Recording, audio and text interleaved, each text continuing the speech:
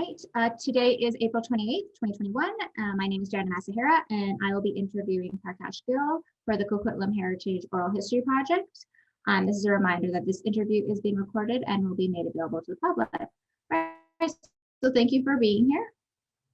You're welcome. So first, can you tell us what year you were born and where?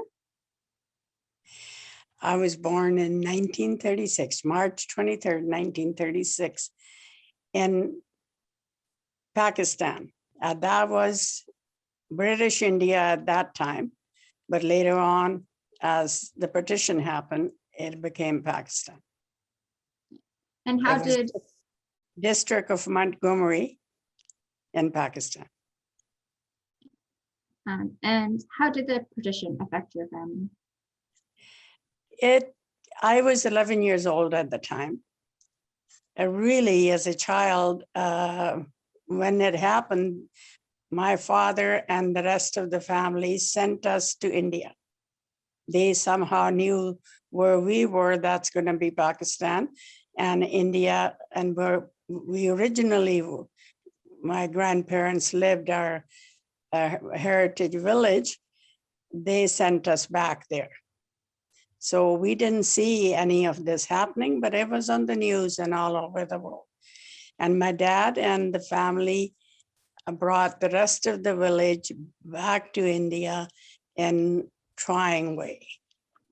It was hard, but it didn't affect us children or the family. So, and how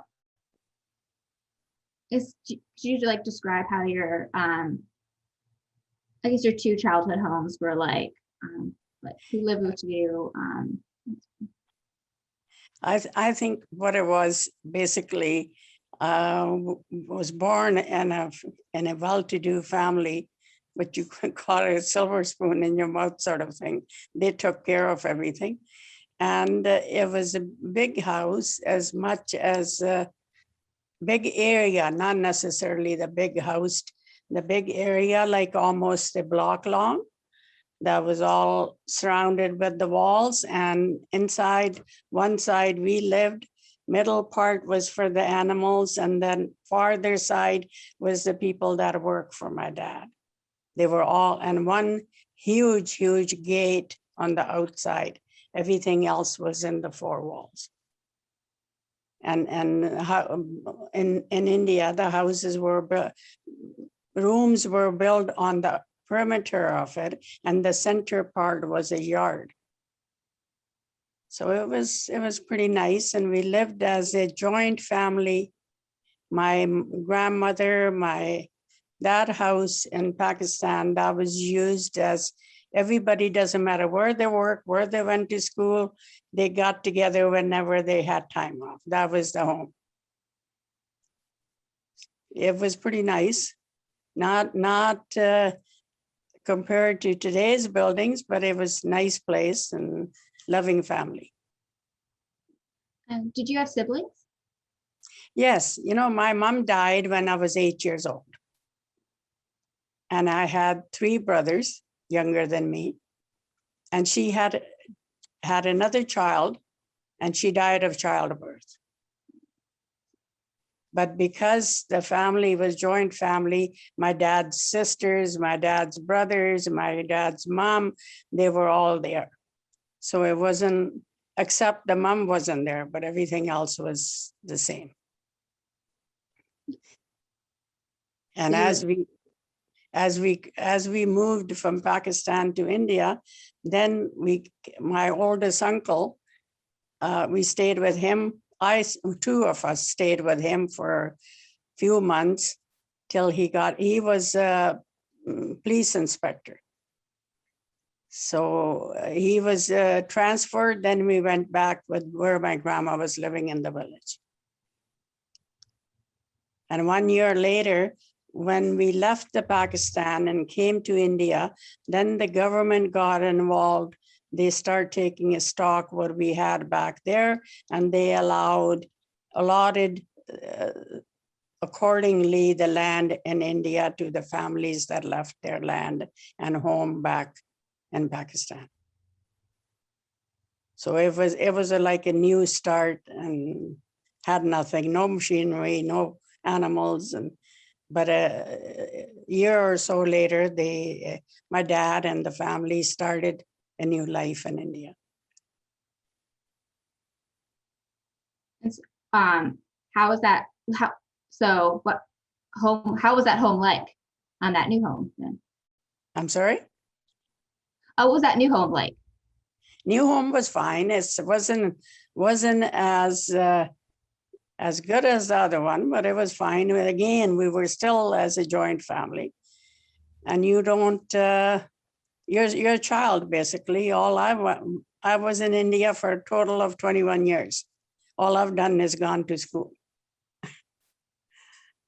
So everything was fine.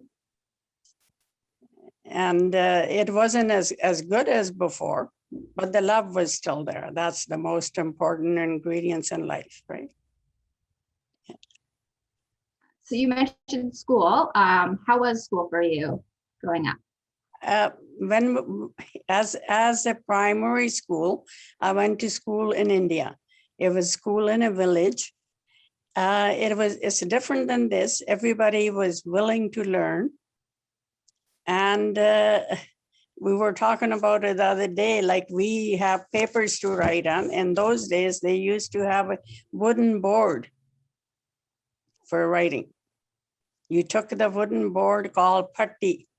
You took it and anything you write, you practice, you do it on that, your homework or whatever you're doing at school. And you come home and you wash that off and have a new start for the next day. Or you had a slate, small slate that you can do with the chalkboard. Papers were not around for us to write on, not till later on in the years. Did you have favorite courses? What kind of courses? Or did you have like a favorite subject at school? Yes, I liked math. I liked math, yes. And usually there was one, believe it or not, one room school for all the 5 grades. Might have 2 or 3 teachers, but it's still one room. So part of the classes were held outdoor in the yard, and others were held inside to divide up so they don't disturb one another. And was there after school like sports or activities that you could join, or? No, not really. My brothers did, but I didn't. I didn't. I came home and had work to do, whatever, and because my younger brother, one younger than me, they went out and played on the streets and stuff. I didn't go. Yeah. It just wasn't done for the girls, put it this way. So when you went home, did you have to do chores and stuff? Somewhat, not the chores like washing or cooking or anything like that, because I was still young. But we had chickens, and every time the chickens hatched, and we would have a responsibility to let them out and let them eat the babies, let them eat the food, and then make sure there's no bird come down and scoop them up. that was used to be big responsibility. And once they grow up a little bit, then they could run around. Next time they hatch again, it would be doing the same thing. It was fun activity. And so you mentioned you have chickens. Were there any other animals that you had, or? Yes, the animals. My dad had a lot of buffaloes, milk buffaloes. Not the similar as a cow. It's just a different variety of animal. And they give a lot of milk. We had a lot of milk in our family. And he would buy them before they were to have babies. And then once they had the babies, the milk cows, then he sold some and kept some at home. It was a big business. And he had horses, and he had camels. And he did farming. And we used to have cotton in the farm in the wintertime. And people would go and pick the cotton and they would bring it home. And it was like, if you pick certain amount, they get a portion of it, maybe one part out of 20 or something like that. Whatever the arrangement, that's how they were paid. And after they'd done that, they would pile up the cotton. And my brothers and us, we would go up on the roof and jump on the cotton. We kept playing like that. And then later on, the merchants came and they put that cotton into the big burlap sacks, huge ones, like high as our dining room tables. And then they would sit there and through 1 or 2 or 3 days, whatever, they sit there till it's taken away. Everybody, the whole family, we got to get together and play, go hide and seek behind those. It was fun through the evening time. And then the camels will come and they would put it on the camels. So they have a way to sit on the top of them, one on each side, and the camels would take it away. It wasn't done by trucks or anything.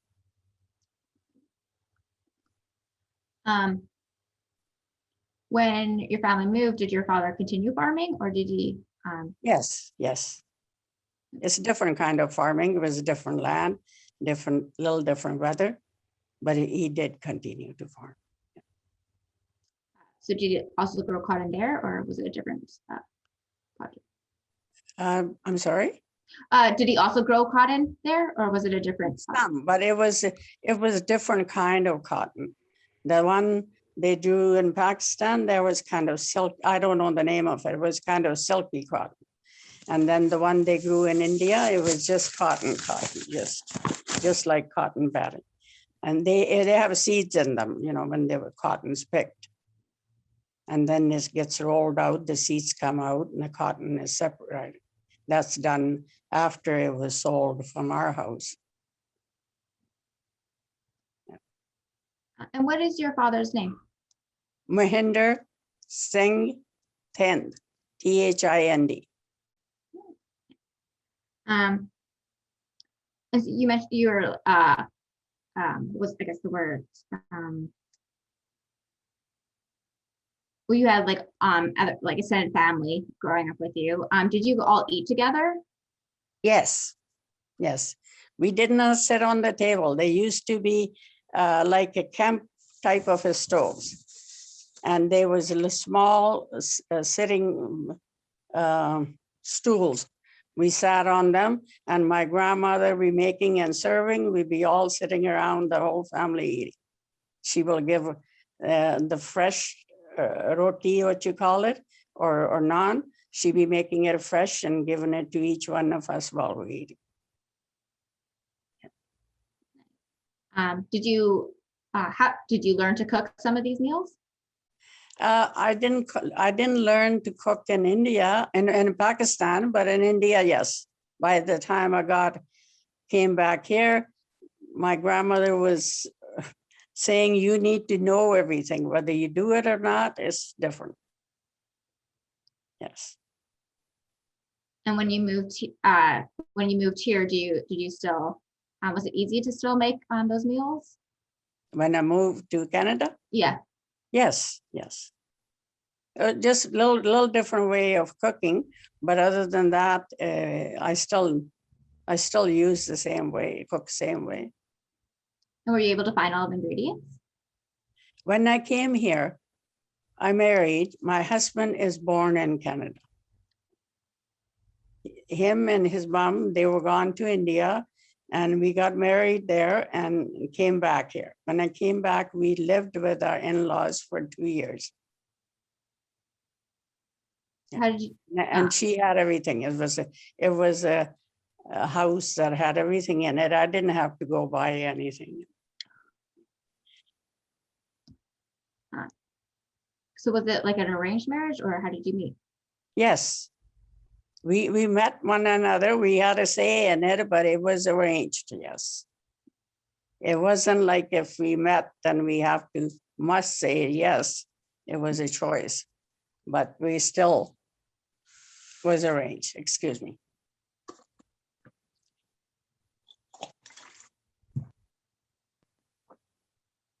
And sometimes I think it worked better because the parents are more experienced in looking into the family background and stuff. When the kids are doing it themselves, they're only looking at one person, right?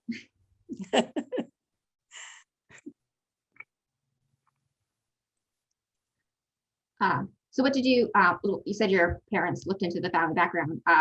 What did they, what made it that family a good fit?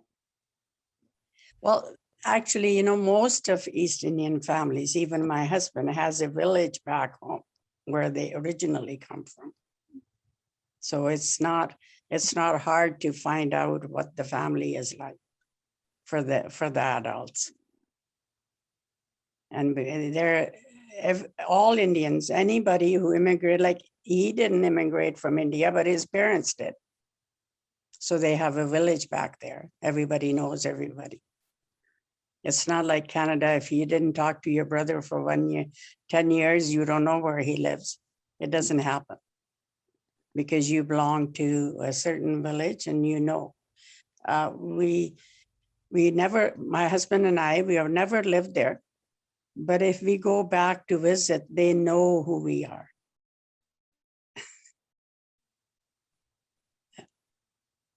It's a neat way to belong. How do you keep in contact with your family back home? Well, actually what happened when 1 year later, I became a citizen. That's the ruling was at that time with Canadian government. I applied for two of my brothers. And 1 year later, two of my brothers were here. The two that were younger than me, they both came. They were young, but they came. And then after that, we were called the third brother. And that's the three siblings I had. And after working here for a couple of years, my brothers applied for our mom and dad. My dad, even though my mom died, my dad remarried. And that my mom and dad came here. So now most of the family is here. So there's, I have one or two cousins, but there's actual my own siblings, nobody lives there. They all here. Did you have half siblings from your dad's marriage? Yes, I have one brother and one sister. And actually my sister is almost about the same age as my children.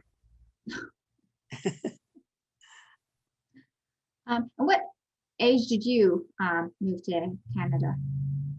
21. And did you go to like university before that? I went 2 years. What happened when I finished my high school? India was short of teachers. And they did a program for the teachers so they can have them in a big hurry. In 2 years, they give you a teaching degree. Basically, everything you learn in 4 years, you did it in 2. So, and I taught there for about 2.5 months. And that's all. That's all the time was teaching time when I got married and came here. Did you get a job when you moved to Canada? When I come to Canada, okay, my husband's family was in trucking business. And they, I don't know whether you're aware of it or not, and they had this Gill and Provincial Lines Limited. It was the long haul trucking. They took freight from here to the Eastern Canada. At that time was no Canadian road. They went through United States, but that's what their business was. And my father-in-law's idea was that the ladies don't have to work. So I didn't do anything for a couple of years, 2-3 years actually. And then he passed away and they had one business which they took a hit in. They lost. not the trucking business, but another one. And that's the time when I realized that I need to go out and look for work. I wrote to Victoria to see what do I have to do to get my teaching certificate. And they said I would have to take high school English and at least 2 years of university, which was, that would be out of question. I had 2 small children. So I went to work for Safeway.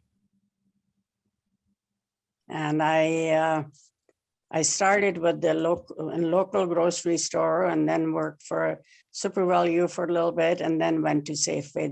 That's where I was aiming for. So I worked for Safeway for 30 years. Didn't go teaching. And it worked out okay. And we had actually, through the time I was working for Safeway, some of the people had,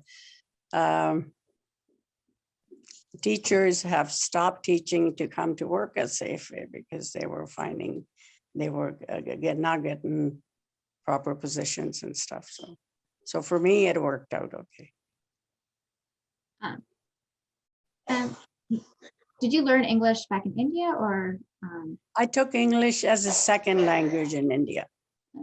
I could read and write, but speaking I was inexperienced in, but didn't take long once I came here. And because you understand what somebody's saying, at first I had to think and see if I need to translate it.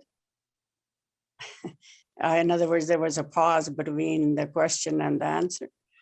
But as soon as I start to stop translating, then I was fine. And Punjabi is your first Punjabi language? Language, yes. Yes. Was your house always in Coquitlam when you arrived in Canada, or was it somewhere else? No, and my husband's family lived in Queensborough. Yeah, New West. And from there, after the 2 years, we built ourselves a duplex in Burnaby. And that's where we started. And we lived on one side, other side, we rented out, and that sort of helped. And after that, we built another house in Burnaby. And from there, we moved to Coquitlam. After the kids our children finished high school, that's when we moved to Coquitlam. Because then nobody misses their high school friends that they went to school with. And we moved to Como Lake Avenue for about 4 or 5 years. And then from there, we came to where we live now on Alderson. And we've been here for 27 years in this house. How has Coquitlam developed since you've been here? Well, it is developed a lot. Yes, it's developed a lot. I remember when the city hall used to be at the corner across from you guys at the Mackin House there. And it has developed a lot. And not only that, even the housing and all these apartments going on is a changed place. But it was pretty pleasant when originally came, and it's still the reason we moved from Como Lake Avenue because it was starting to get busy there. Because I used to work early in the morning and I would have a hard time falling asleep at night every time because the traffic kept going and going. So, but it's a pretty nice place to be, no problem. And I am sorry to say I haven't been volunteering anywhere or anything, but Coquitlam been pretty nice to us. We don't have any complaints. They have nice facilities at this point. I've used the Poirier facilities quite a bit. And it's very nice. And what religion do you practice? Sikh religion, S-I-K-H. And moving here, what temple did you go to? We originally used to go to New West, but now we go to First Avenue, just off the Skeena Street. It is in Burnaby, I think, or maybe Vancouver, I'm not sure. Other side of boundary. And how is the Sikh community here? Sikh community now, there's a number of us, actually quite a few. When we first came, there were not as many. Now actually it's increasing. We are more of us here now. But still there's no Sikh temple in Coquitlam, but that's fine. I don't find that Skeena Street one is close enough, and it's a pretty nice place to worship in. And what sort of celebrations happen?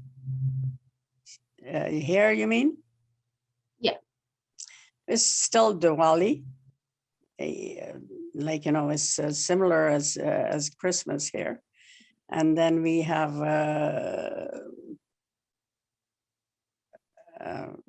Vaisakhi. Vaisakhi is the springtime, and it happens in April. And or any other, basically those two are the biggest religious celebrations.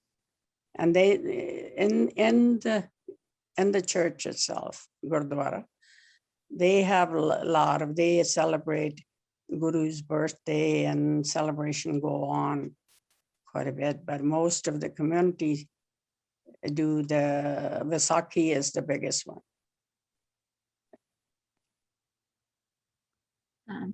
And how are those celebrations?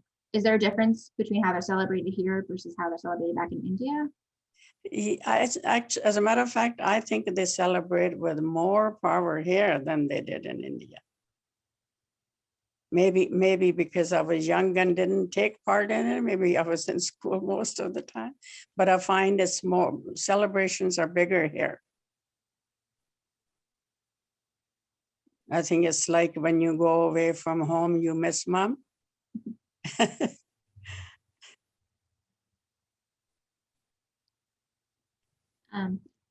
Did you ever go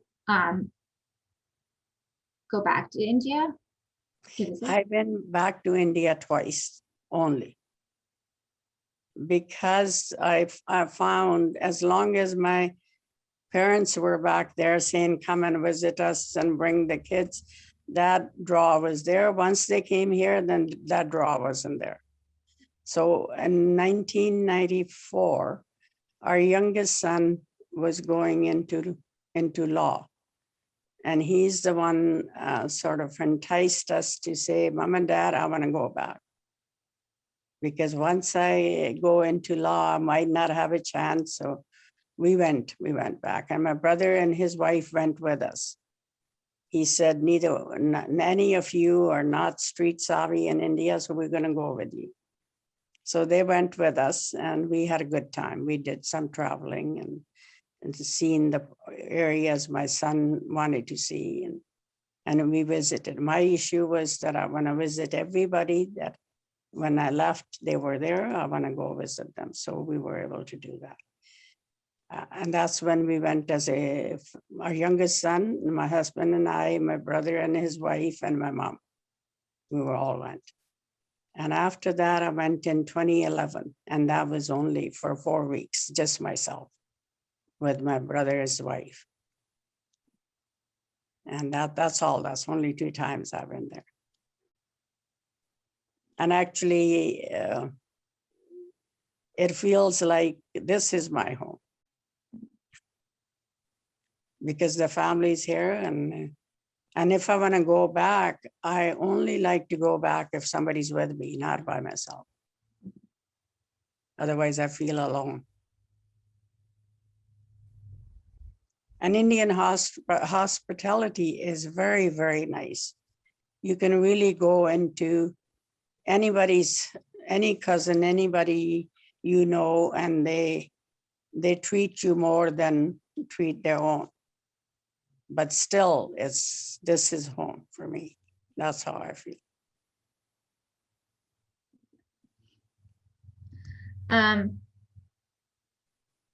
Did you but do you have heirlooms and stuff passed down to you? You know, when I come from India, they said, well, we don't really need anything, but I had I got it here, thing my mother, my own mom had made embroidered actually when she was young. So they passed that on to me because I was the only daughter. So I'll show you.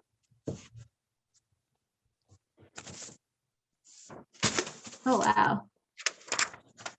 It's what they do is it's made out of spun cotton, homespun cotton, and then they weave it, and then they embroider it with silk thread.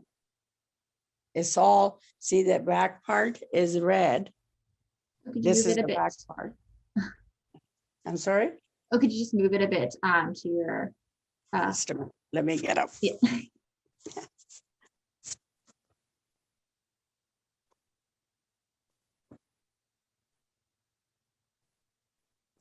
See, this is what it looks like. Okay. But they do it embroidered with the silk thread. So I still have it. I've used it a few times as it on my table, but I keep it because this is my mother's memory. Mm-hmm. So other than that, I didn't bring anything from India. And they send this afterwards. When my brothers came, my mom now, they gave it to my brothers to bring it back. Oh, what was your mother's name? My own mother's name was Nihal Kaur. And my mom here, it was Mahinder, same as my dad's. And what was your husband's name? How old is my husband? Oh, no, his name. Mehar, Mehar. Singh is the middle name. What do you know of your family history? My own family? Yeah, let's start with, yeah. Not a lot, just that name was given to me. I have looked into it. It's a Jat family, and they're educated. My grandfather was in World War I, and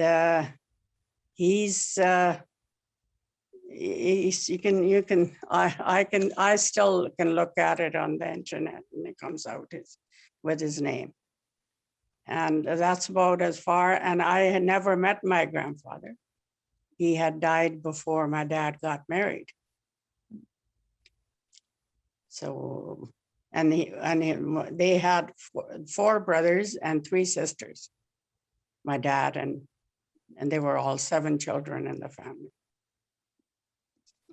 Other than that, and they had a village back in India, which we still do. And there's my grandfather's memorial on the road, on the land in their village with his name on it. It's a room with his name on it. The family make sure it stays in good repair. Otherwise, I don't know how it started and where it started. That I don't know. What about your mom's parents? Yeah. My mom's parents their name is Sidhu, and they are from India. And they too, my grandmother lived in Pakistan as well. They have the same thing, just like everybody moved from India to Canada, and they have a village in India. Same thing, before they moved into Pakistan, most of them had their villages in India, Indian part of it. And then they moved there too. So they were away from us. It's like being from here to Toronto. They were not close to us, but they were still in Pakistan. And do you know much about your husband's family history? My husband's family's last name is Gill, and I know where they come from. It's again is a Jat Sikh family. Jat means farmers, basically. That's what it means, farmer. That's where their background is, farming. And my husband's family did not farm. His father came here when he was 16, 17, 18 years old in early 1900s. And he never went, he went back once.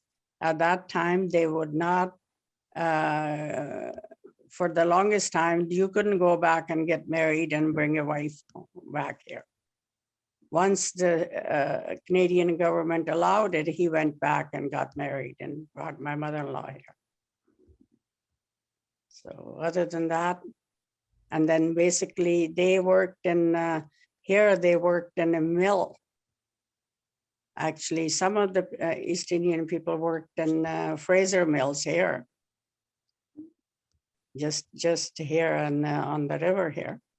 But his dad didn't.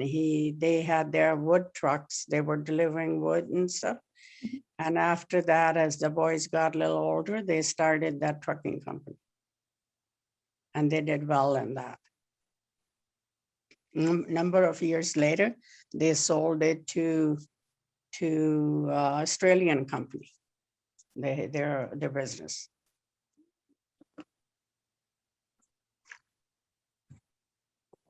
And that's where my husband worked all the time till he retired.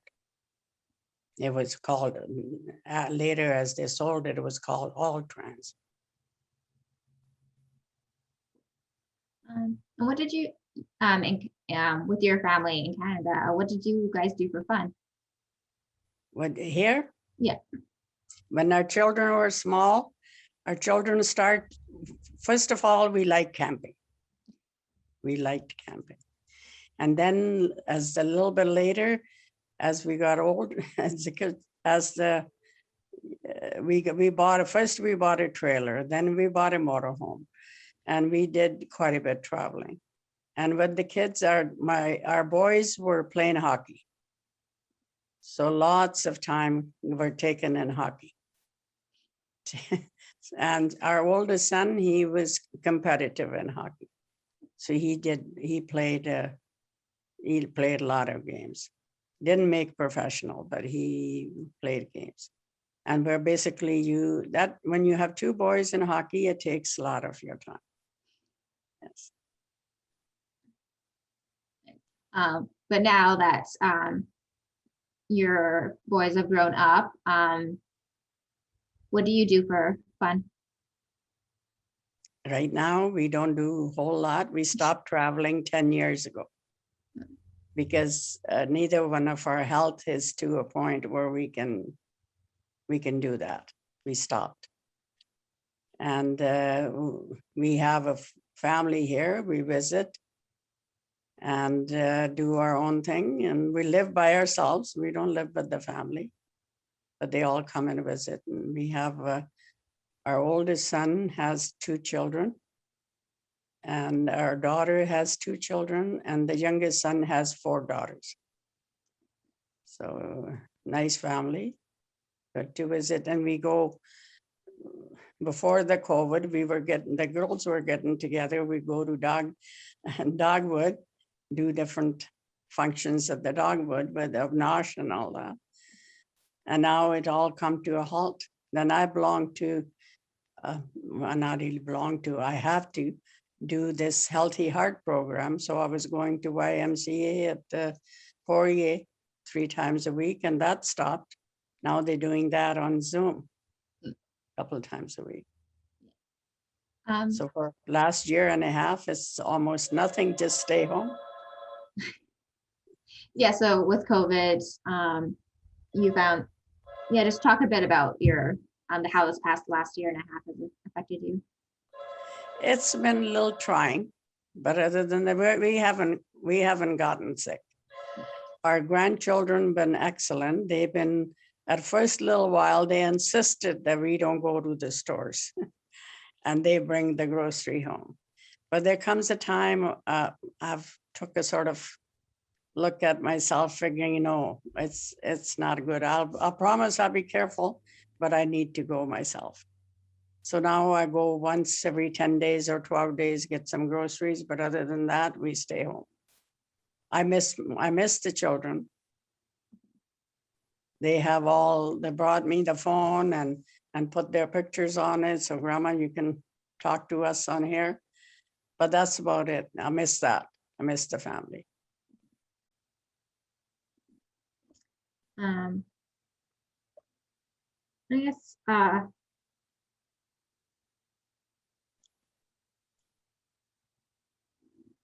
what would you say, just in general, would be a big difference between how you grew up and how your grandchildren are growing up? Again,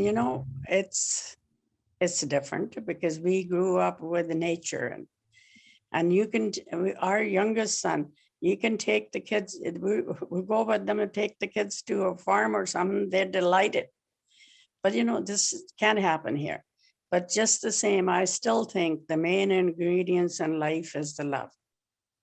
If you have that, it doesn't matter where you are, how you're doing it, it works well.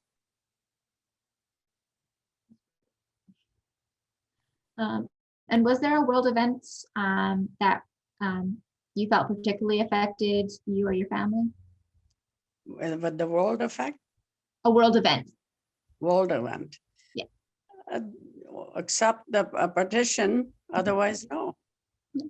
Petition was the one that was the biggest effect. And that was about the time when I remember when I was young and we were in India. I always remember that was when Mahatma Gandhi was assassinated. And I remember that.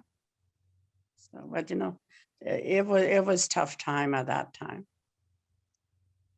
But we all came through it. Out of curiosity, what was your primary source of news back then? Radio. And in those days, radio, even not everybody owned a radio. And when the big news came, maybe people will sit in one place and they get a news and then just pass it word to mouth sort of thing, because not everybody owned a radio. Radio was the biggest thing, how you got your news. And even cameras, not everybody owned a camera. Camera was few people owned the cameras. And I remember at the wedding, there was no big photographers there. Basically, somebody took the responsibility to take few pictures of the wedding, and that's the pictures you had. But I said, technology has advanced very, very far. Even I find I have a hard time keeping up with it. Yes. What sort of music did you enjoy? Basically, it's the Indian music at that time. And then, we didn't hear any Western music. Even though going to college, we went to this World Fair and we volunteer at the World Fair, but still it was outside the fact there was a lot more people, but still was the same way. So. And you probably got music through radio? Yes, you either that or the girls got together, sit together and make their own music. So do you play instrument? No. I learned as I was going to harmonium. I took a few lessons on that, but no, I'm not expert. And did you experience any culture shock when you moved to Canada? When I move here? Yeah. It is a big difference, but basically, again, at first when I come, you're sort of protected by the family around you, and you don't see that. But you can't deny there was a discrimination there. around. Maybe I have not faced anybody who would come to my face to say anything to me. I have not experienced that. But definitely there was a discrimination. As a matter of fact, when I started working for Safeway, I was the first East Indian lady to work for Safeway. There was not. There was odd guy might be, but there was no girls. Now there are lots of them. And I tell you, Safeway have been very good to me. More ways than one. They were excellent. They supported me fully, and I had no problem. Did you find that your children face some discrimination when they were going through school? In hockey, older boy felt that depends. If you're an aggressive player, they will feel it. They will face it. But it was nothing that they had to come home crying or anything. That wasn't there. In that case, I think it's worse today. To some extent, the people were more careful what comes out of their mouth a few years back than they are today. I don't know why. It's interesting. Yeah.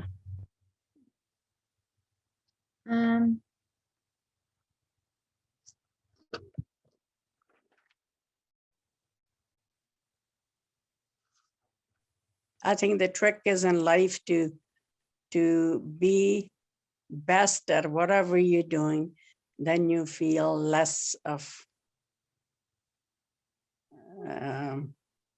difference. In other words, if whatever you're trying to do it the best you can, and it works better.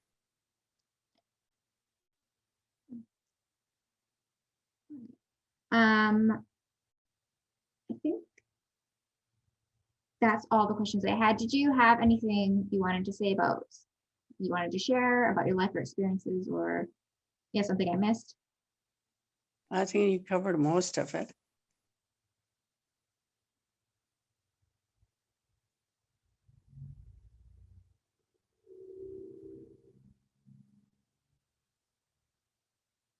I think we covered most of it. Anything you have more, I'll be glad to answer. There's any parting words of wisdom? Well, I feel that it's two-way street. If you're nice to me, I'm nice to you, and everything's beautiful. And it's people when they forget that humanity exists. You agree? Yeah. It's important to be nice to others. Yeah. All right. Well, thank you for your time.